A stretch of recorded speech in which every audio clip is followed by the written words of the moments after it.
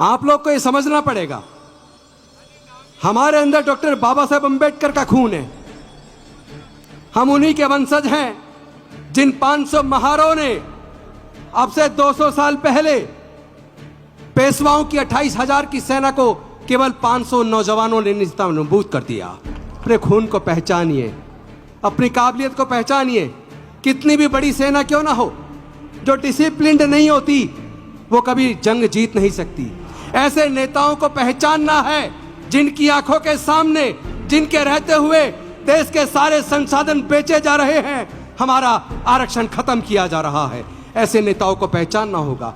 लेकिन अनफॉर्चुनेटली हम लोगों ने अपने उस वोट की कीमत को पहचाना नहीं। हम शराब की बोतल में 1,000-2,000 रुपए में 10-20 किलो अनाज में अपनी वोट को बेच देते हैं। हम ये भूल जाते हैं कि वो लोग जिसके पैसे से हमारी वोट को खरीदते हैं, उन्हीं नेताओं के हाथों वो पूरे देश को बेचे देते हैं, हमारे बच्चों के भविष्य को बेच देते हैं। हमारे इन्हीं सारे सांसदों के और विधायकों के होते हुए आपको देखना होगा, इन्होंने एजुकेशन को इतना महंगा कर दिया कि यार हायर एजुकेशन हमारे लोग ले नहीं सकते। इंजीनियरिंग की पढ़ाई का खर्चा देख लो, मेडिकल की पढ़ाई का खर्चा देख लो, IIM का खर्चा देख लो।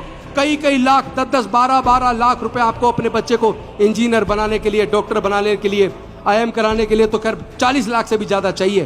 तो सरकारों ने ये जो सरकारी संस्थान बनाए हैं, सरकारी पैसे से बनाए हैं, तो क्या केवल पूंजीपतियों के बच्चों के लिए बनाए हैं? केवल SC, ST, OBC, माइनॉरिटी तो छोड़ दीजिए, जनरल कैटेगरी के भी क्या 90% लोग 20 लाख रुपया, 15 लाख रुपया अपने बच्चे की इंजीनियरिंग की पढ़ाई का खर्चा उठा सकते हैं क्या?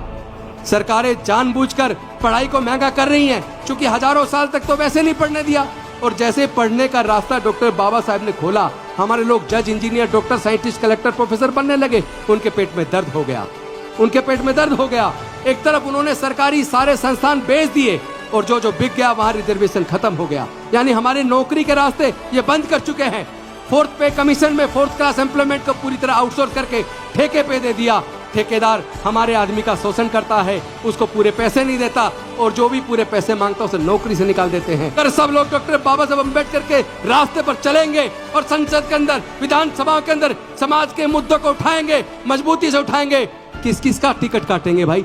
जो भी जीत के जाए वही बोले, वही लड़े, वही अपने रिजर्वेशन की लड़ाई हो, चाहे हमारे बहन बेटी की इज्जत की लड़ाई हो, चाहे हमारे युवाओं की लड़ाई हो। हम लोग जब सारे मिलके बोलेंगे तो किसी का टिकट कटने वाला नहीं है। वोट हमारा, राज तुम्हारा। ये कब तक चलेगा भाई?